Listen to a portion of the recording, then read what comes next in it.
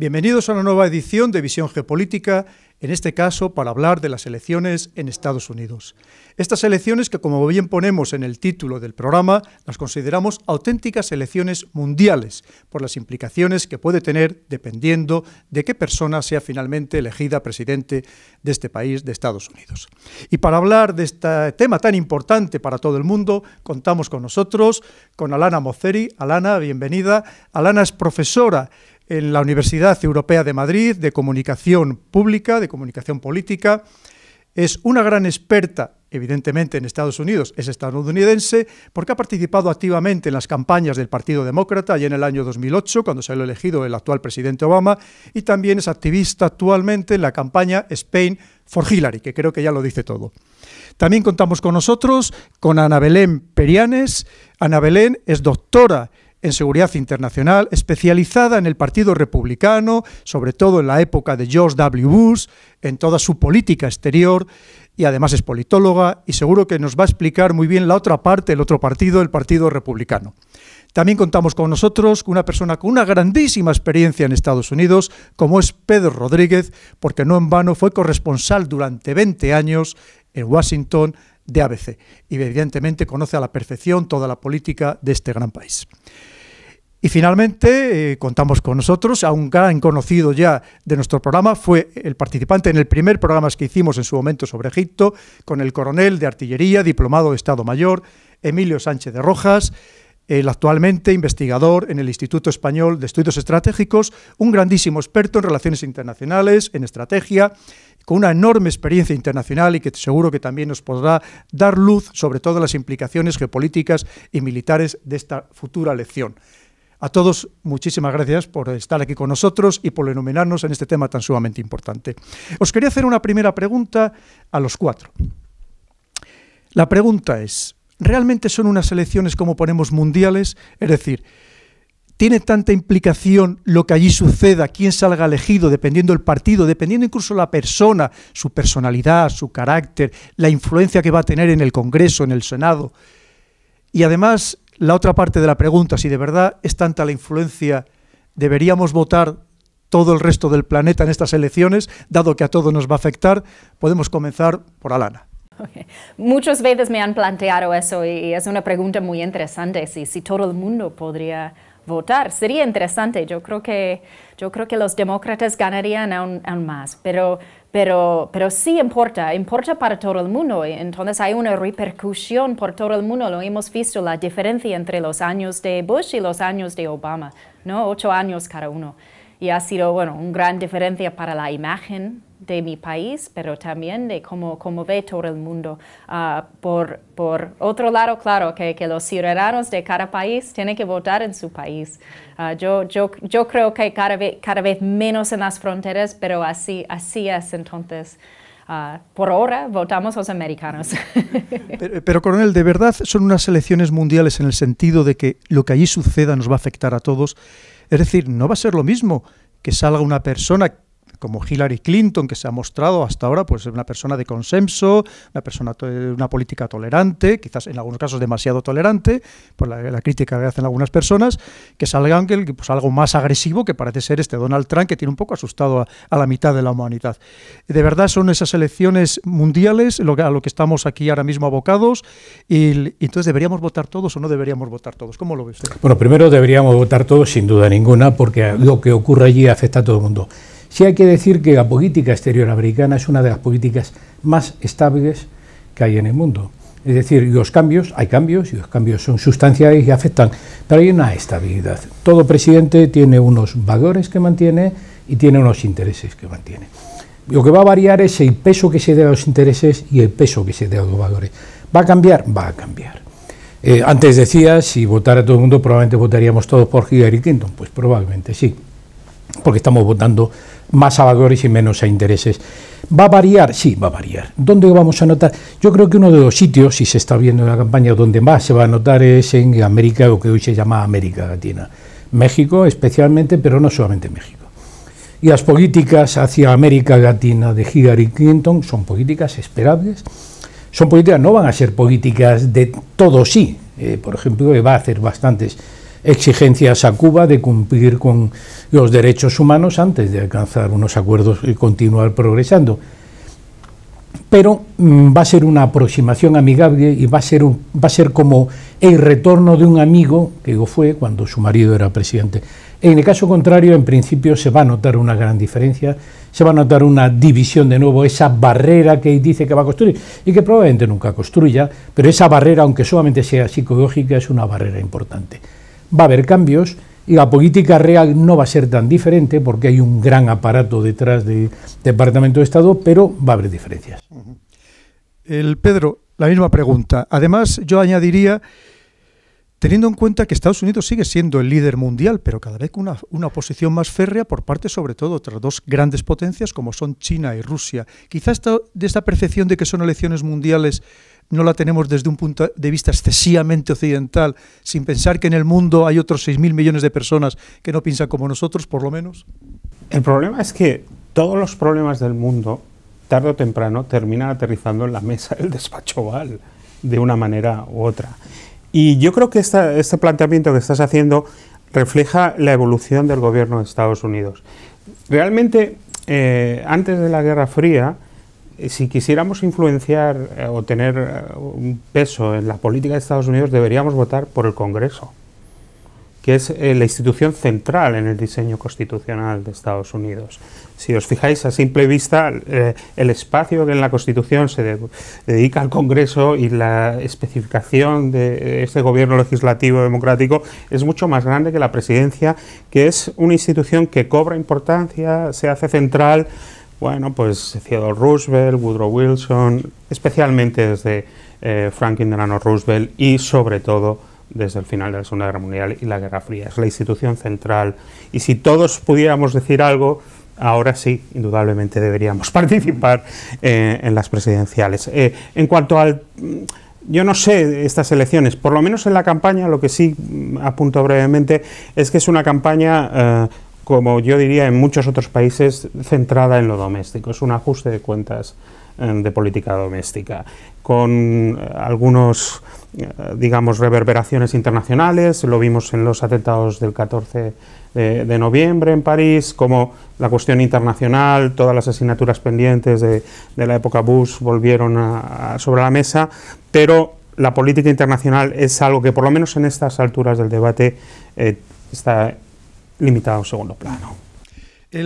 Ana Belén, usted que es una gran experta en el Partido Republicano, sobre todo en la época Bush, si votara todo el mundo, ¿no sería un castigo precisamente a ese Partido Republicano que, sobre todo en Asia, desde Oriente Próximo hasta el extremo Oriente, todavía están resentidos con esas políticas en Afganistán, en Irak, que parece que no han llevado nada más que el que desgracia a estos países y por ende a su entorno inmediato?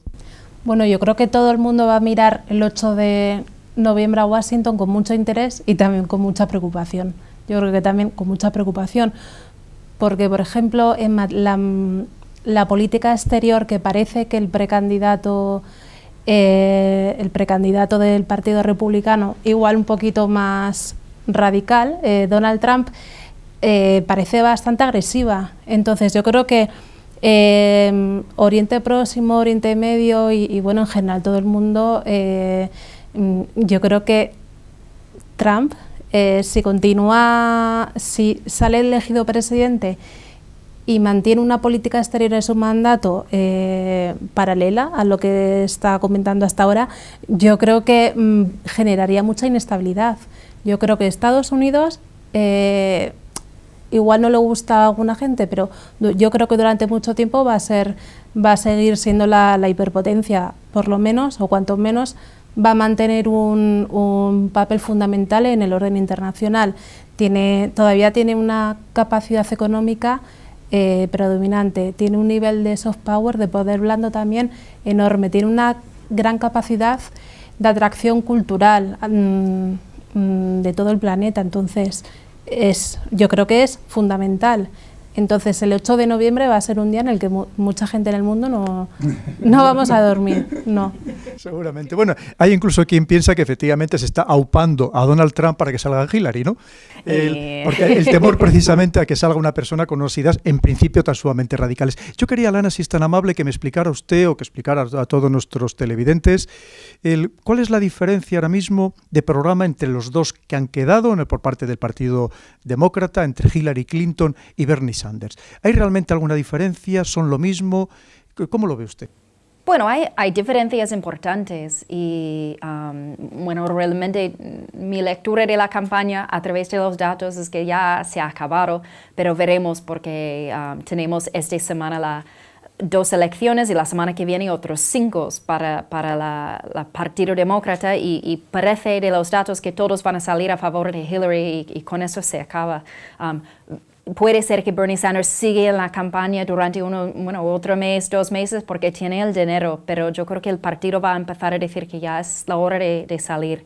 Su diferencia más importante es que tenemos un candidato. Bernie Sanders es un hombre que nunca ha sido parte, o ha formado parte del partido, es socialista y ha sido un senador y antes de eso congresista durante 26 años en el Congreso americano, pero como independiente. Y entonces ha votado muchas veces con el Partido Demócrata, pero no ha formado parte. Eso ha sido algo bueno y malo de su campaña, porque bueno, porque no es el establishment, es alguien nuevo, es el más progresista del partido.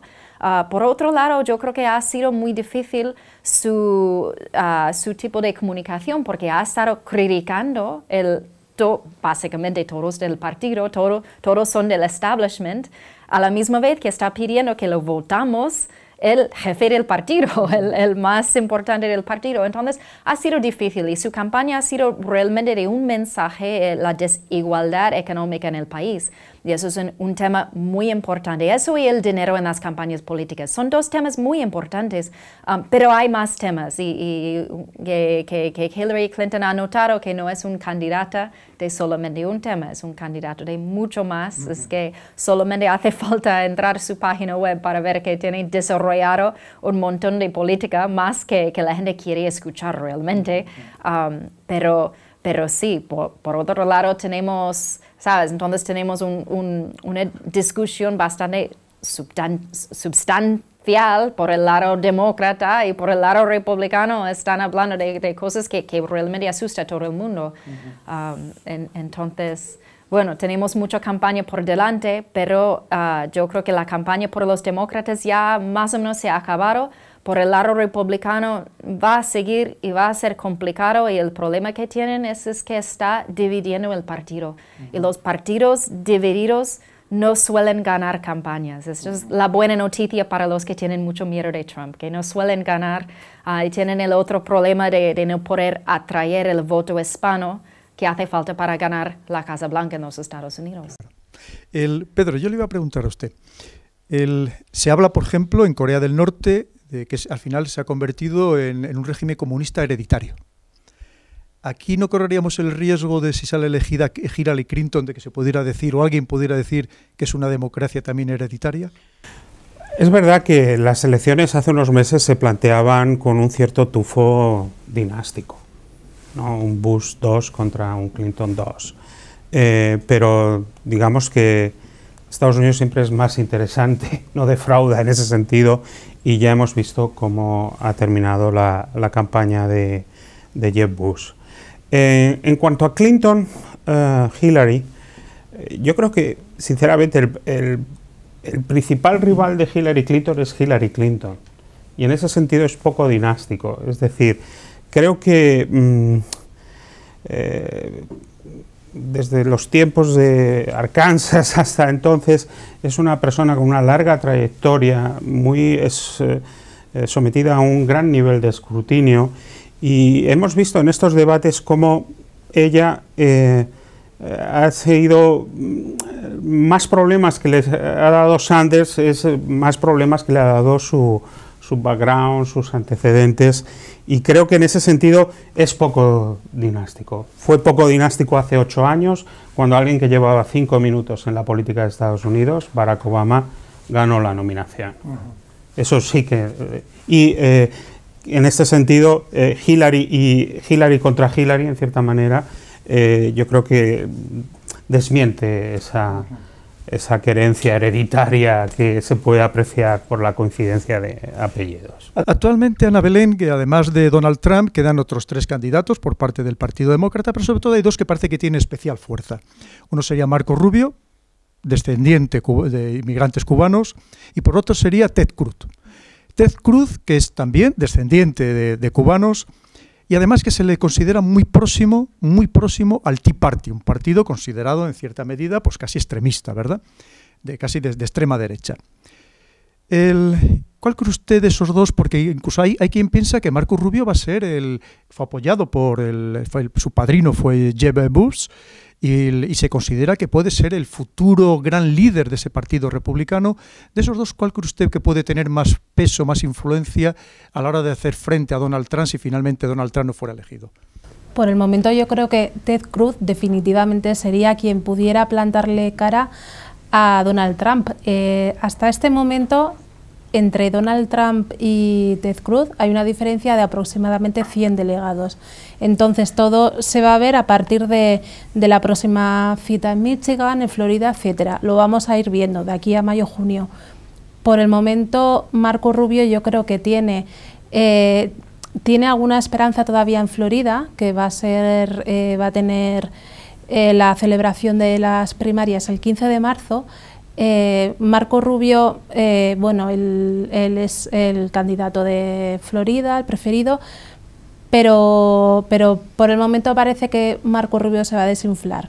Marco Rubio es el preferido del establishment, del Partido Republicano, y bueno, el preferido por la élite, y quien igual desde fuera, como ciudadana no norteamericana, igual a mí me parecería el más indicado para la pugna electoral, por ejemplo, contra Hillary Clinton, que parece que es la que va a lograr la nominación por el Partido Demócrata.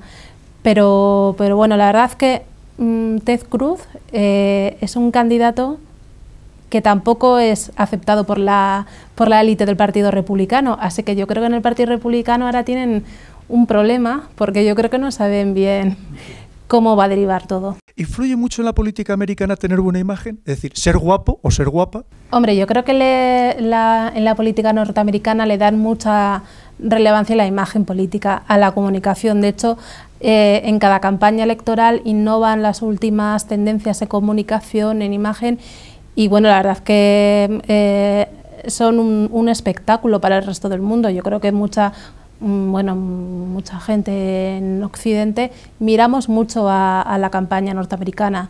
Se toma como ejemplo, creo yo. Y la otra pregunta, ¿tienen una ventaja por ser bastante más jóvenes que Hillary Clinton, Bernie Sanders, por supuesto, o incluso que Donald Trump? ¿La juventud ahí en ese caso es una ventaja o es un inconveniente? Yo no lo veo tanto como una ventaja. Lo veo el hecho de que la juventud derive en un factor que ayude a alguien a votarles, vamos, yo no lo entiendo así.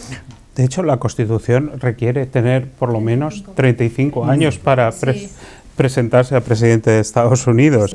Pero en este hablando que superan los 70, lo duplican. No ha sido tan importante. Mira, es que Bernie Sanders, que es el más mayor de todos, 74 años, y tiene los jóvenes están muy animados con él. De hecho, que dicen que la estrategia de la campaña de Hillary para captar a los jóvenes luego es tener Bernie ayudándoles. Es que entonces ha sido muy curioso. El tema de edad no tan importante. Antes sí, en 2008 Obama parecía muy dinámico al lado de John McCain. Y la diferencia era, yo siempre he pensado que, por ejemplo, Marco Rubio, que es más joven, más dinámico, muy guapo, sería también el mejor candidato de los republicanos contra Hillary, pero no va a salir. Pues sigo con usted, Alana. Hay una cuestión que me llama poderosamente la atención, sobre todo pensando en la política europea, especialmente en la española, que es la significación religiosa de los candidatos. Es decir, el peso que tiene la religión en Estados Unidos, tanto figuras religiosas dedicadas a la política, como también que claramente los líderes políticos hablen de su religión y los discursos hablen de religión. Aquí es impensable que nuestros principales líderes o los líderes de los 4 principales partidos salgan siquiera mostrando cuál es su afinidad religiosa, aunque no sean grandes practicantes. ¿Eso es una diferencia enorme entre Europa y Estados Unidos? Sí, una diferencia cultural, sobre todo el lado republicano. Hay que hablar de eso porque hay un bloque de votantes que es muy religioso, sobre todo por el lado republicano, aunque también por los demócratas hay. Y entonces los dos partidos tienen sus distintos corrientes de votantes y ganar la Casa Blanca es poder unir esos corrientes para ganar la elección. Y entonces cada candidato tiene que ir buscando este voto. Por eso hemos visto a Trump hablando de religión, que es un hombre que nunca ha mostrado muy religioso. También Ted Cruz es hijo de un pastor evangelista, sí, es verdad. Y bueno, Marco Rubio va hablando del tema para no tener problemas. Y por otro lado demócrata ha salido en el último debate Bernie Sanders diciendo que es judío y es importante, pero es la primera vez que ha mencionado eso. Y Hillary Clinton es un Methodist y de lo que cuentan ella sí es bastante religiosa, pero no habla mucho de eso. Y entonces es muy distinto por los dos lados, un poco como aquí también. Hay que decir que en el mito fundacional de Estados Unidos, es curioso, Estados Unidos es un país extremadamente religioso y con una trayectoria ejemplar en la separación Iglesia-Estado. En el mito fundacional es la persecución religiosa de los talibanes, estos pilgrims que no se aguantan en Inglaterra ni en Holanda y terminan en Plymouth, ¿no? La idea de crear una sociedad ejemplar siguiendo sus creencias religiosas y ejemplarizante para el resto del mundo. O sea que forma parte del mito fundacional, pero si hay una digamos, una tradición política de estricta separación entre Iglesia y Estado, es la de Estados Unidos, lo cual no quiere decir que en la campaña algunos todos los días de Semana Santa, por supuesto, incluso hubo un candidato a vicepresidente que era judío y tenía que explicar que él iba a respetar el Sabbat y que no iba a hacer nada ese día, a no ser que todo se fuera, hubiera algo catastrófico, ¿no? Y la religión es un tema muy prevalente, muy fundamental, y la ironía tremenda de Donald Trump apelando al voto evangélico cuando no ha demostrado ninguna piedad, salvo por la especulación inmobiliaria, no le conocemos otro culto.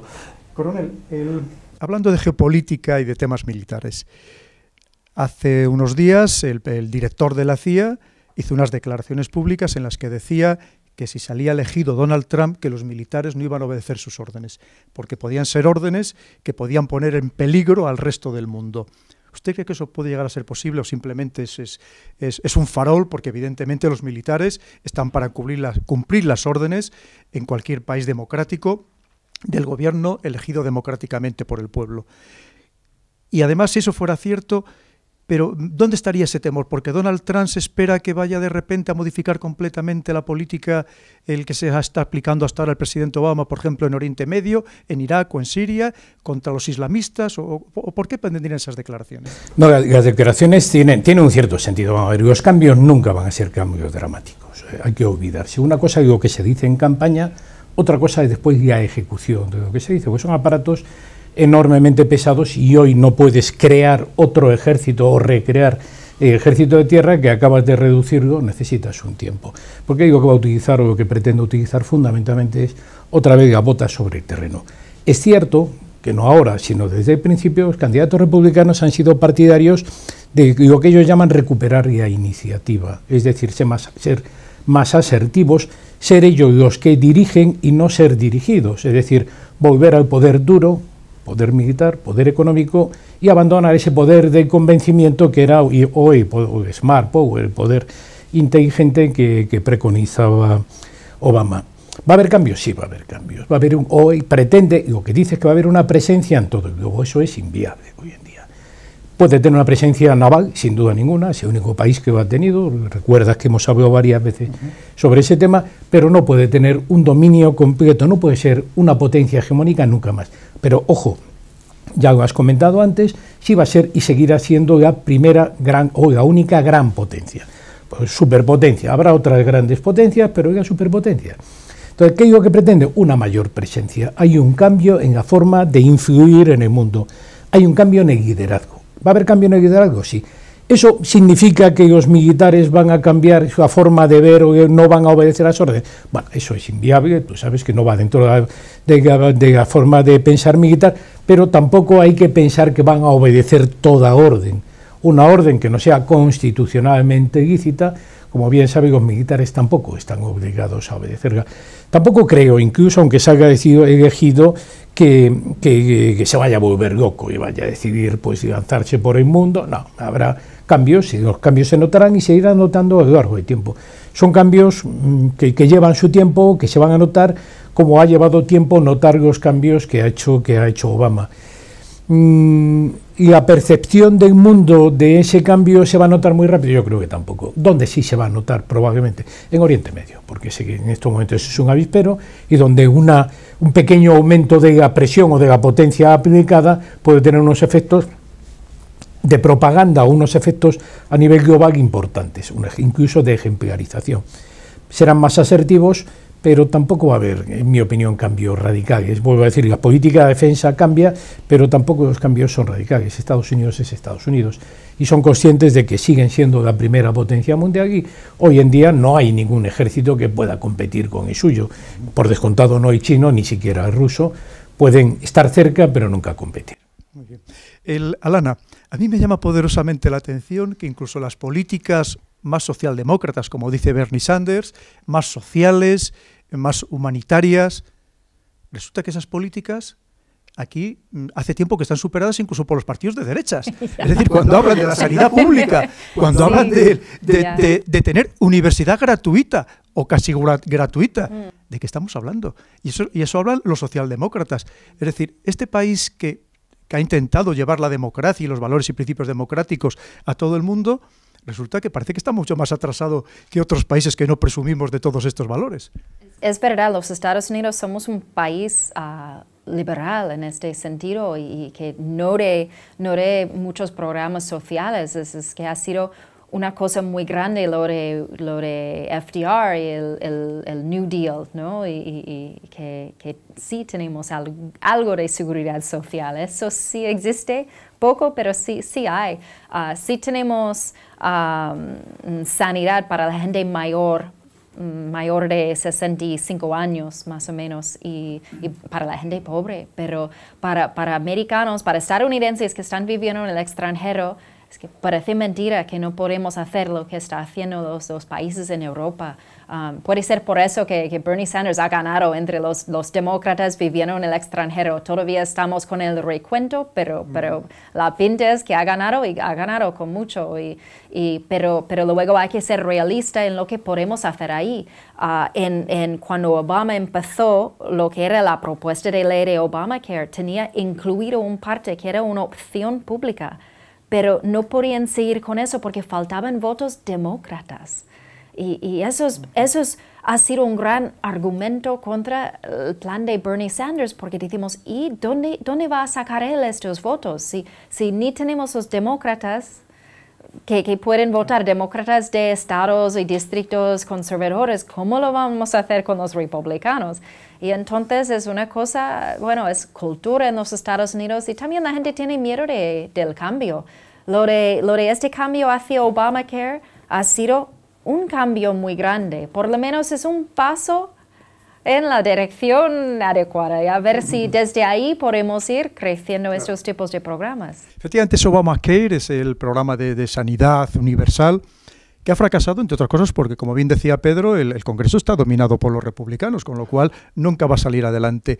Eso, si efectivamente ganara un republicano las elecciones finalmente, se acabaría completamente con ese programa, ¿o cree usted que no, que todavía habría posibilidad de supervivencia de ese programa de sanidad universal? Hombre, yo entiendo que que, hombre, lo cancelarían totalmente, porque en el ideario republicano no contempla la sanidad pública. El ideario republicano lo que entiende es que hay que recortar el gobierno federal todo lo posible. Entonces, el Partido Republicano y bueno, el Partido Demócrata, yo creo que en una medida diferente no entiende el estado del bienestar tal y como lo entendemos en Europa. Entonces, por ejemplo, en este momento la educación pública se ha debilitado bastante. Entonces, aquel que tiene dinero para pagarse una educación privada, una buena educación privada, no va a notar pues la diferencia, una desigualdad, porque en este momento la desigualdad es un problema muy grande en Estados Unidos. Y la desigualdad que siente mucha población norteamericana es la que ha llevado un poco a este fenómeno, el voto de la ira, de la rabia y la frustración, y que ha elevado pues a precandidatos como Donald Trump o Bernie Sanders. Pedro, hay una cosa también en las elecciones, en el conjunto de la política estadounidense, que me llama poderosamente la atención desde el punto de vista de un europeo. Es que las subvenciones, las aportaciones, las donaciones a los partidos sean secretas. Es decir, desde el año 2010, en una sentencia del Tribunal Supremo que decía que las empresas podían hacer donaciones. No. Esto es un tema tremendamente importante. Es un tema importante. Explícanos. Hay quien analiza la política de Estados Unidos, desde Watergate por lo menos, por el esfuerzo de regular la influencia del dinero privado en la política. Había un senador demócrata, Bradley, que decía que el dinero en la política era como quien tenía hormigas en la cocina. O se tapaban todos los agujeros o las hormigas siempre encontrarían un camino para llegar. Bien, el dinero siempre encuentra un camino para llegar en la política de Estados Unidos. Ha habido un antes y un después, que es una decisión del Tribunal Supremo, en la cual se ha equiparado las donaciones políticas a partidos políticos con la libertad de discurso, la libertad de expresión. O sea, tú puedes votar o escribir un cheque. Y se ha desautorizado los intentos de poner límites a ese tipo de donaciones. Hay muchas formas. Las donaciones directas son absolutamente claras y todo el mundo tiene que reportar de dónde ha sacado el dinero y de dónde lo ha sacado. El problema es una proliferación al margen del sistema, la creación de un sistema paralelo de financiación política con los hermanos Koch, con los grupos asociados, donde ahí los límites no cuentan. Y es muy bonito, es un gran espectáculo, pero es muy caro. Sí. Este ciclo electoral, las estimaciones que van a llegar por primera vez a sobrepasar los 10.000 millones de dólares. Solamente en televisión, probablemente, sí. 10.000 millones de dólares, sí. Congreso, Casa Blanca.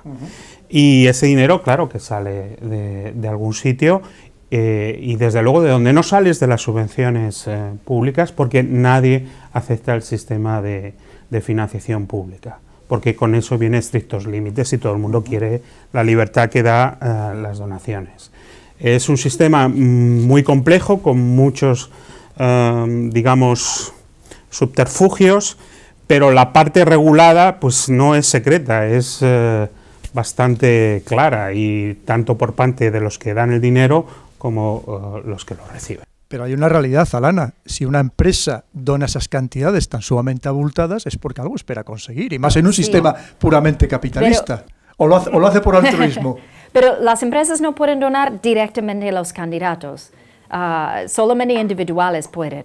Y entonces si tiene un límite, unos 2.500 por cada campaña. Y luego hay límites para los partidos y los partidos de estados, pero las empresas lo que sí pueden, a los super PACs que han creado a través de esta decisión del Tribunal Supremo.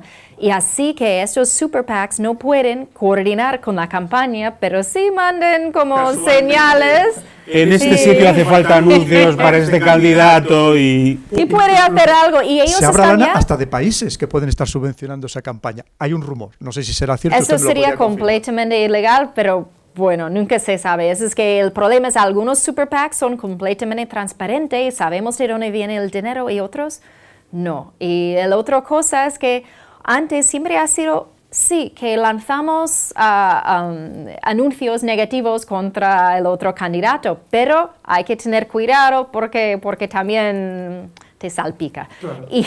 Pero ahora los super PACs, ellos lanzan los mensajes negativos y no hay problema. Entonces tenemos cada vez más anuncios muy negativos, que esta campaña viene de fuera y pone las campañas bastante feas, la verdad.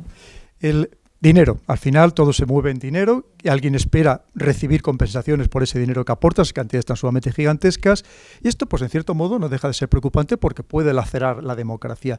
¿Usted cree, Ana Belén, y se lo voy a preguntar también al coronel, aunque sé que como militar no debería meterse en este terreno, pero me meteré. Sé porque usted es un hombre valiente. Ana Belén, ¿cree usted que es posible en este mundo donde claramente no hay listas abiertas, como podemos entender, que presumimos, en Estados Unidos hay listas abiertas, porque en realidad no todo el mundo puede presentarse, o por lo menos con garantías de éxito? ¿Cree usted que, por ejemplo, sería posible que surgiera ahí un partido, con independencia de la ideología, un partido como aquí ha surgido en España Podemos, un partido en el que ha llevado a ser diputado, ya le digo, al margen de la ideología, a gente que procedente de barrios obreros, de familias muy humildes, o allí es absolutamente impensable porque llega a esos cargos de senador o de congresista que en algunos se convierten en casos en auténticos vitalicios, porque hay gente que lleva 20 y 30 años en estos puestos, o es que allí la política es completamente diferente a cómo la podemos entender en Europa? Allí la política es totalmente diferente a como la entendemos en Europa. Aquí, por ejemplo, igual puede cualquier ciudadano de cualquier origen, de origen rico, humilde, puede llegar a liderar un partido democrático, como ha ocurrido, por ejemplo, en España, y aspirar a liderar un país.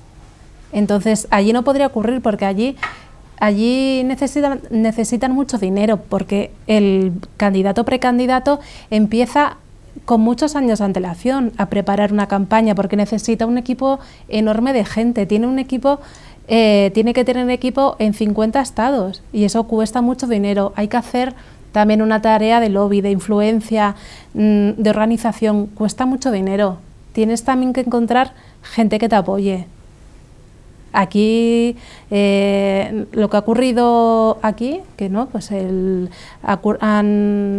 han emergido dos partidos importantes a nivel nacional, allí en Estados Unidos no sería imaginable, por lo menos con la actual regulación. Alana, por favor. Hay listas en los Estados Unidos. Es muy importante para la base de entender eso, es la diferencia a España.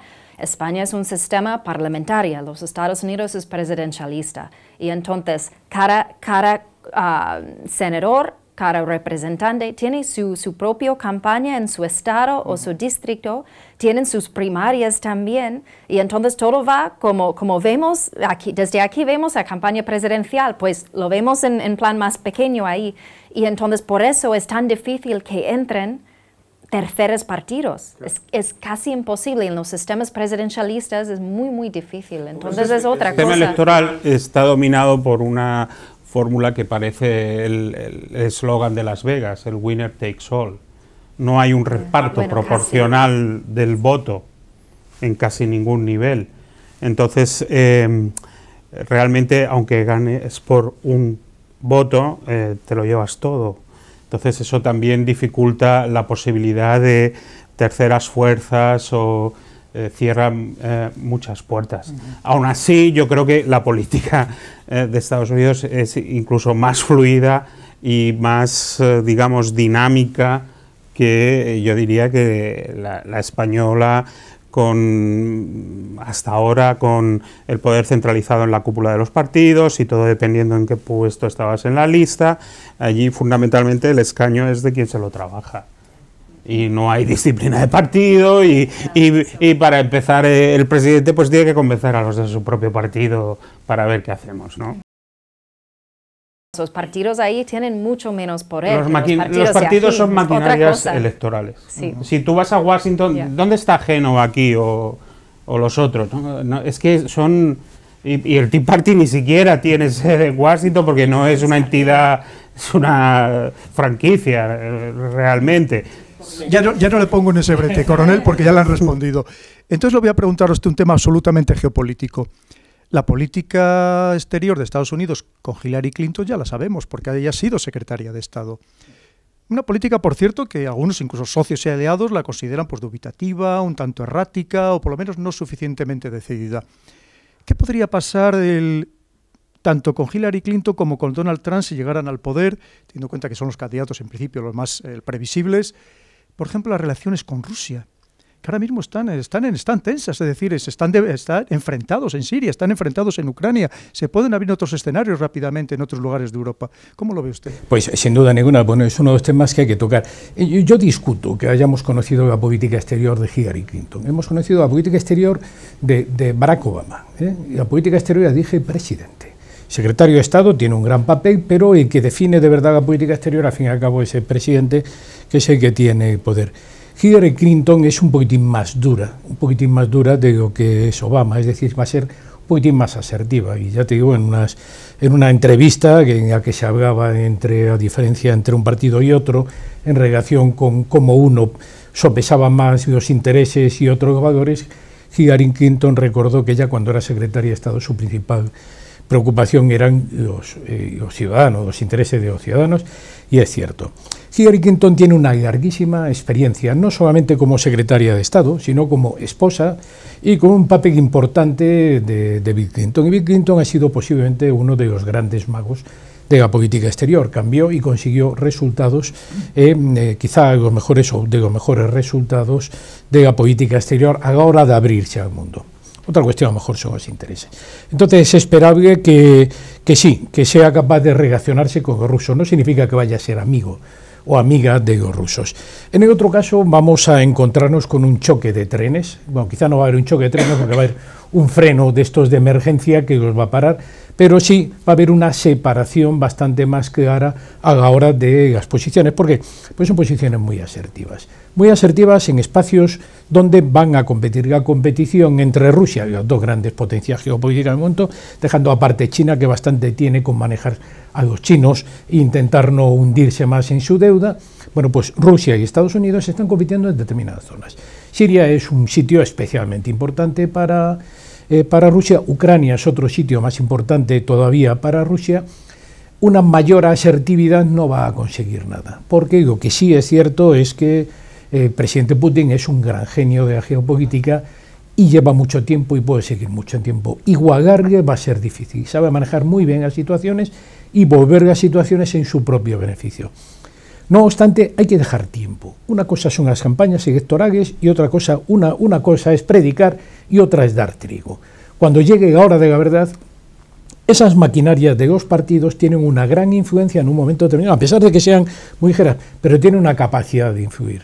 Tú has ganado, pero tú tienes detrás todo un partido que te tiene que apoyar, porque si no, no te va a apoyar en el Congreso, y no tienen ningún problema para no apoyarle si fuera necesario.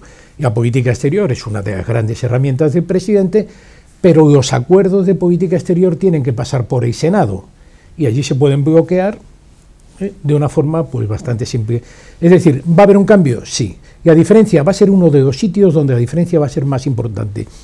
Hillary Clinton apuesta por la diplomacia como herramienta principal de poder y de liderazgo, y sin embargo, en el caso contrario, están apostando por el poder duro, es decir, disponer de un poder militar que sea capaz de intervenir en cualquier parte del mundo, no simultáneamente, pero sí la capacidad de intervenir.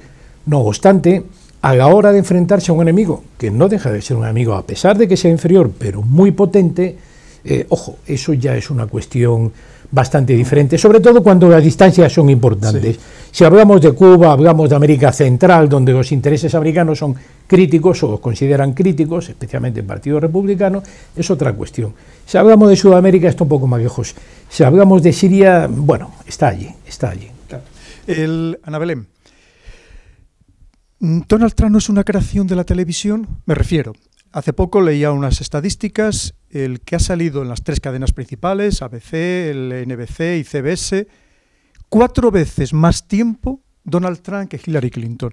Y si hablamos del resto de los candidatos, no llegaban ni al 10% de lo que habían salido ellos con respecto a Donald Trump. Es decir, como decía el coronel, esto en realidad no puede ser un bluff que se termine por desmontarse una vez que en junio acabe el proceso este de primarias y que se termine por desinflar porque la gente se dé cuenta que ha sido muy espectacular, muy llamativo, ha tenido mucho eco mediático, a las televisiones les interesaba, pero en realidad carece de sustancia? Bueno, Donald Trump es un magnate conocido a nivel mundial. Él adquirió una fortuna enorme, él es muy rico, tiene cerca de 4.000 millones de dólares.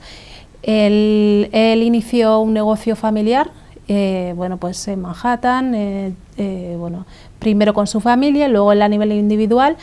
Y bueno, Donald Trump es una estrella del reality show. Él ha tenido la nominación a varios Emmys, él ha protagonizado reality shows y tiene una estrella de la fama y todo en Hollywood. O sea que Donald Trump es un personaje muy conocido en Estados Unidos, igual muy en mediático. Europa, muy mediático, muy conocido, y yo creo que le ha ayudado mucho para alcanzar tanta fama, tanto a nivel televisivo como a nivel mediático. Él tiene mucho gancho entre cierta parte de la población y él lo que ha hecho ha sabido aprovechar el descontento de mucha población, bueno, pues el descontento en el sentido de toda la gente que está en contra de la inmigración, ha explotado la xenofobia y ha llevado a toda esta gente pues a apoyarle simplemente porque él copa titulares.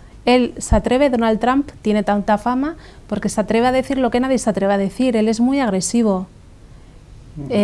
Hace poco le decía una mujer que fue a un meeting que we don't need nice, no necesitamos gente amable. Él es muy agresivo. Claro. Pero no, es que él, hablando de dinero, que ha beneficiado de forma tremenda de los medios. Es que no ha tenido que gastar dinero en anuncios como todos los demás hasta muy tarde. Y es una cosa, y él financia casi toda su campaña, aunque sí recibe algunas donaciones, pero el beneficio ha sido enorme y nada justo a los otros candidatos. Mira, hay un antes y un después. Es el 26 de septiembre de 1960, primer debate televisado Kennedy contra Nixon. Se supone que a partir de ese momento la imagen es tan importante o incluso a veces más que la sustancia en política, ¿de acuerdo? Pero en este ciclo electoral ya estamos degenerando en la senda televisiva a los reality shows. Sí. Yo me quedé alucinado cuando Jeb Bush se despide, dice que no puede seguir y dice, me han votado fuera de la isla. Literalmente. Y es que, por lo menos las primarias republicanas han sido un reality show. Esa dinámica de muchos candidatos en los debates, para que te inviten a los debates tienes que sacar un porcentaje determinado en las encuestas y volver. Y gana el más friki. Gana el más friki, indudablemente. Y a friki no le gana a nadie Trump. Es como si un asesor electoral hubiera tenido una mala noche y hubiera escrito todo lo que no hay que hacer para ser presidente de Estados Unidos. Pues ese es el plan de campaña de Donald Trump.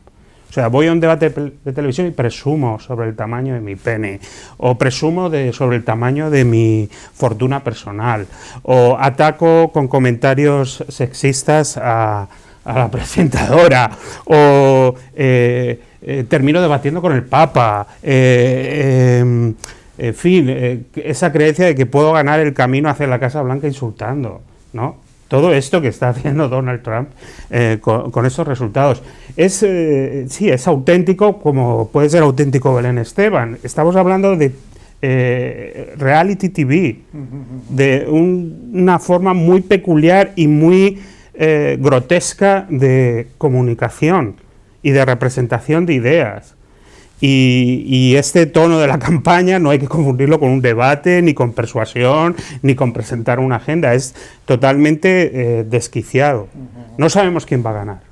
Sabemos quién está perdiendo y es todo lo que huele a establishment, a status quo, a élite, a casta. Tampoco nos estamos inventando. Había un líder de la nueva política muy española que decía que la centralidad de la política estaba en un estudio de televisión. Esto aquí. Esto Donald Trump lo tiene muy claro. y lo utiliza realmente de forma virtuosa a su beneficio. Claro. Ahora, pues entonces les pregunto a ustedes dos, ¿cuál es el perfil del votante demócrata o que podría votar a Hillary Clinton? ¿Y cuál es el perfil de ese votante, el que puede votar a Donald Trump? ¿Es la América profunda? ¿Es la América más iletrada? Mira, empezamos por Alana. Como digo, los partidos políticos en los Estados Unidos es una cosa de unir corrientes, porque son lo que se llama Big Tent Parties, que partidos de grandes tiendas de campaña y que tienen que incluir mucha gente. Entonces, por el lado demócrata, desde hace años, la coalición Obama es la gente joven, la gente negra, los hispanos, las mujeres. Las mujeres votan más que los hombres en los Estados Unidos desde el año 80. Los republicanos quieren con los hombres blancos y no es suficiente para ganar la Casa Blanca. Bush era inteligente porque sabía que tenía que ganar los hispanos y lo hizo. Hay que ganar 40% de los hispanos para llegar a la Casa Blanca. Pero este partido republicano parece que ya no quieren ganar la Casa Blanca porque van diciendo cosas, barbaridades sobre los mexicanos, que es la mayoría de los hispanos en los Estados Unidos. Mi estado de California, que los republicanos están quedando con un partido minoritario. No pueden ganar el gobernador, ni pueden ganar los senadores ahora, no, pueden ganar en distritos conservadores, los que queden en California, pero aparte de eso, nada. Y por ahí va el resto del país. California es donde va el país en términos demográficos, siempre. ¿Y el perfil del votante republicano, Pedro? Bueno, hay que decir que este drama desde el supermartes hasta ahora de que el suelo se ha abierto y el Partido Republicano cae al fondo, lo que demuestra también es las limitaciones del Partido Republicano. Ha habido un esfuerzo durante por lo menos una década de hacer un partido más inclusivo.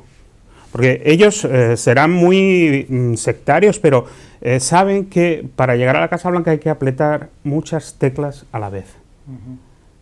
Y hay que llegar a gente muy diferente. Y hace falta hacer un esfuerzo realmente inclusivo en un país que cada vez más es más diverso y que se caracteriza por toda este mosaico de piezas que hay que alinear forzosamente para llegar a la Casa Blanca. El votante de Donald Trump, bueno, pues tampoco hay que volverse loco. Vosotros os acordáis, en España había elecciones europeas en las cuales Herri Batasuna sacaba miles de votos en Andalucía. ¿Os acordáis? Perfectamente. Bueno, pues un poco esto.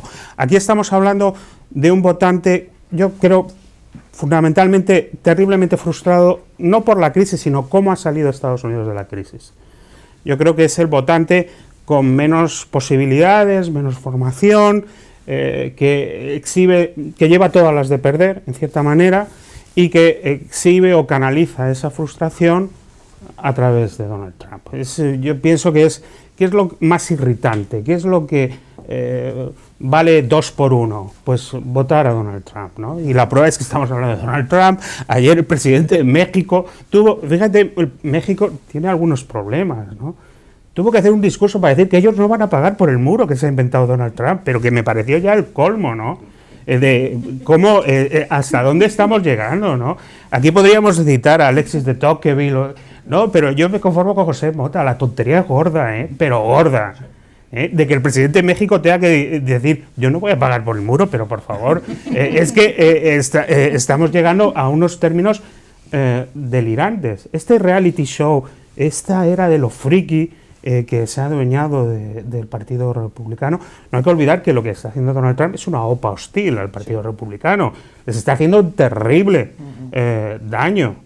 Es un año, además, crítico, donde está en juego pues, la composición del Tribunal Supremo, por supuesto las 2 cámaras, sí, en la Cámara Baja está claro, pero el Senado, por 5 escaños, la mayoría cambia. Más luego la Casa Blanca. No es un año para dedicarse a estas distracciones tan inspiradoras que al final pues hasta el Papa termina debatiendo, opinando sobre Donald Trump, ¿no? Coronel, le voy a hacer también una pregunta delicada.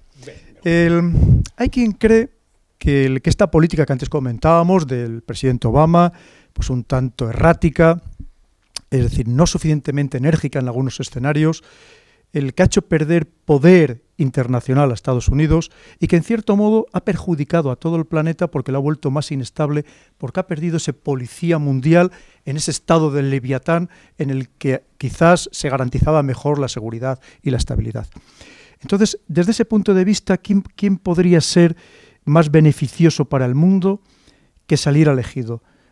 Alguien de ese partido republicano muy enérgico que volviera a instaurar el orden en el mundo, o por otro lado, como decía usted, ese poder blando, ese poder inteligente que lo intentara a través de la diplomacia, pero parece que sin mucho éxito.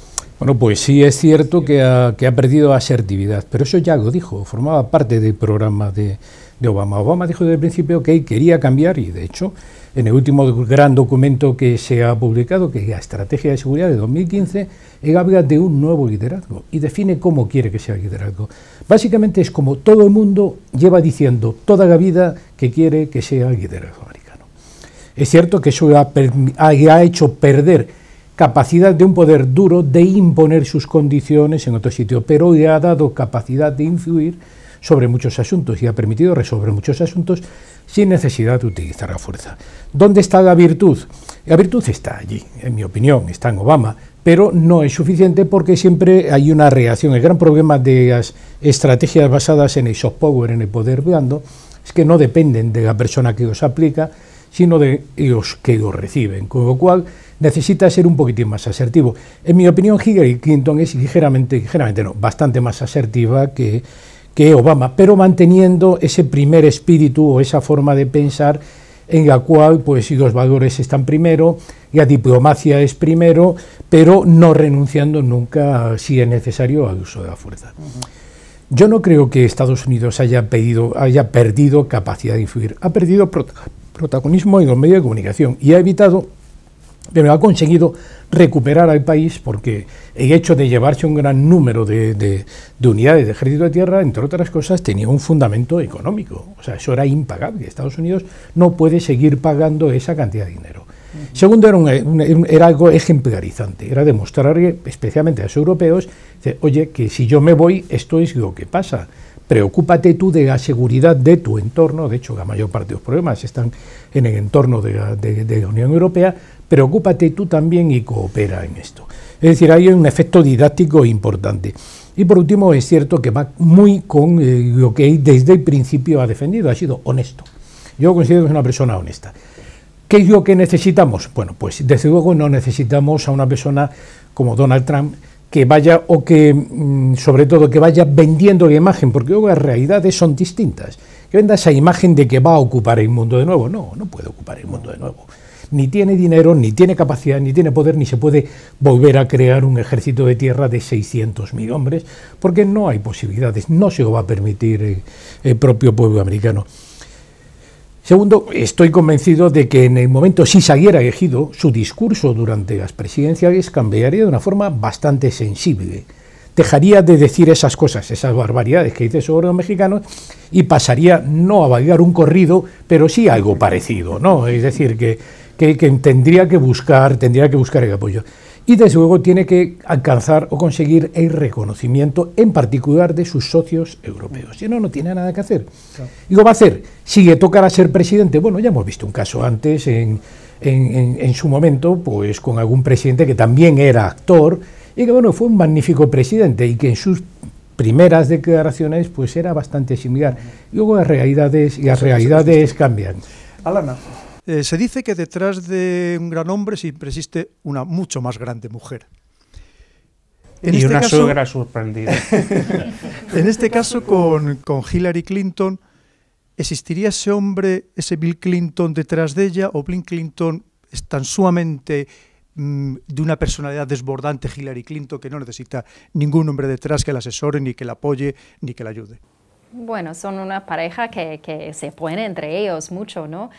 De hecho, que ya ha salido como la campaña de Hillary está hablando de cómo van a enfrentar Trump si es el candidato, y parece que Bill Clinton va a tener un papel muy importante, que es atacar a Trump, porque no quieres que el candidato lo hace tanto. Y entonces yo creo que Bill va va a hacer ese papel bastante bien. Yo creo que él ha tenido problemas cuando se ha puesto enfadado durante la campaña con Obama y ha criticado a Obama o cuando criticaba a Bernie, porque los demócratas no quieren ver Bill Clinton criticando a otros demócratas. Pero el republicano sí, yo creo que eso va a salir bastante bien, entonces va a ser divertido ver este parte va a ser divertido. Muy rápidamente ya, Pedro, por favor, que estamos ya casi terminando, le iba a preguntar, ¿hay quien cree que existe una mano negra detrás para que efectivamente salga Hillary Clinton? Porque dice que, entre otras cosas, si no se quisiera que saliera candidata o probablemente elegida finalmente, el FBI ya hubiera actuado contra ella y lo hubiera desbancado de esa candidatura por todo el tema de estos mensajes, correos electrónicos enviados oficiales, pero enviados desde un ordenador personal. ¿Cree usted que de verdad eso es así, que el establishment, los que manejan los hilos por detrás, esas manos negras, y lo que quieren es que salga Hillary Clinton al final? Bueno, a mí he de confesar que me cuesta mucho creer en las conspiraciones de poder, ya sea en Eurovisión, en el Vaticano o en la Casa Blanca. Me cuesta mucho creer.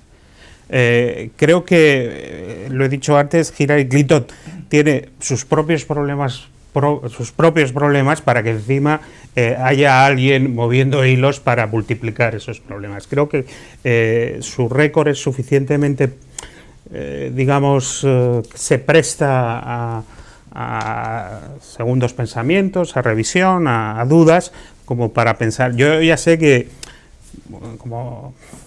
fin, especialistas en inteligencia, vosotros sí que... pero a mí el cogito interruptus, esto de la mano negra, pues no lo siento. No. Pues ya les hago la última pregunta a todos ustedes. No piensen en sus gustos personales. Lo que vamos a sacar es la bola de cristal, intentar hacer un ejercicio de prospectiva y cada uno decir quién cree, atendiendo a datos objetivos, meramente objetivos, quién puede salir finalmente elegido presidente de Estados Unidos y finalmente si eso será bueno o será malo para el mundo, para estas elecciones mundiales, aunque los demás, el resto de los países, no tengamos la opción de votar. Y empezamos con usted, Ana Belén.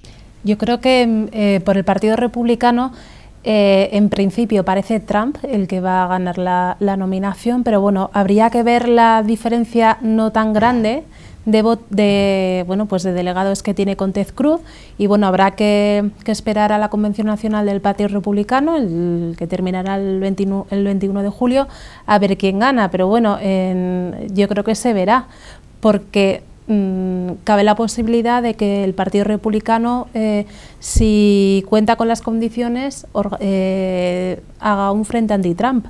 Y bueno, por el Partido Demócrata, yo creo que la favorita es Hillary. Y bueno, si me pregunta por mi preferencia personal, hombre, yo pues entiendo que Hillary Clinton, desde mi perspectiva europea, sería bastante más beneficiosa para el mundo. Pues mira, yo estaba pensando, la noche del lunes nos hemos quedado sin un final alternativo. Michael Bloomberg ha dicho que no está dispuesto a plantear una tercera candidatura, lo cual... Nos entienda el alcalde de Nueva York. Él es alcalde de Nueva York y un emprendedor, tiene su propia empresa financiera, es un multimillonario, realmente este es de los que se paga su campaña. De hecho tenía un lema, dice, ¿cómo era? No party, all work. O sea, no partido político, no fiesta, todo trabajo. Y ese final alternativo ha desaparecido. Me preguntas por la bola de cristal. Bueno, me recuerda a esa frase de Winston Churchill que decía que Estados Unidos se puede confiar en que siempre va a hacer lo correcto, después de experimentar con todas las demás otras posibilidades. Muy bien. Muy bueno, muchas gracias, Pedro. Coronel. Bueno, pues yo primero en el Partido Republicano yo todavía no descartaría a Ted Cruz. ¿Por qué? Pues porque el partido está muy preocupado, sobre todo si llega a la final, sabe que prácticamente podría ser barrido por Hillary Clinton. Entonces se sabe que ya se está inyectando de forma indirecta dinero en las campañas de Ted Cruz y de otros, pero Ted Cruz parece que puede ser el que esté más cerca, es decir, que no hay que descartarlo. Van a llegar cerca, creo yo que van a llegar cerca a la final. Ted Cruz, a pesar de que tiene unas ideas muy próximas, pero tiene un nombre hispano, con lo cual siempre podrá atraer una parte de los hispanos que ya están asentados en Estados Unidos. Es una persona hispana y con éxito, con lo cual pues eso en los Estados Unidos es importante. El éxito y el dinero es símbolo no solamente de castidad, sino también de santidad. Desde la Iglesia de Nueva Inglaterra, está en el ADN americano. Y luego, por el otro lado, es sin duda ninguna, en estos momentos pues parece claro que va a ser Hillary Clinton. A mí me gustaría que fuera Hillary Clinton primero, porque es una persona elaborada, es una persona culta, es una persona muy europea en todos los sentidos de la palabra, es una persona que entiende, es una persona que ha estado en Granada y que cuando era novia y que conoce perfectamente el mundo porque lo ha recorrido. Entonces es una seguridad de que se puede equivocar en sus decisiones, pero sus decisiones estarán informadas. Y normalmente es cierto que decías tú antes, que los americanos después de experimentar, gracias a eso tenemos unas elecciones tan largas, después de experimentar muchas cosas, pues normalmente son relativamente conservadores en ese sentido, es decir, tienden a alcanzar la seguridad, siempre experimentaron han experimentado con Obama y bueno, yo creo que la gente está relativamente satisfecha, ha repetido, pero ahora toca un tiempo de asentar la situación.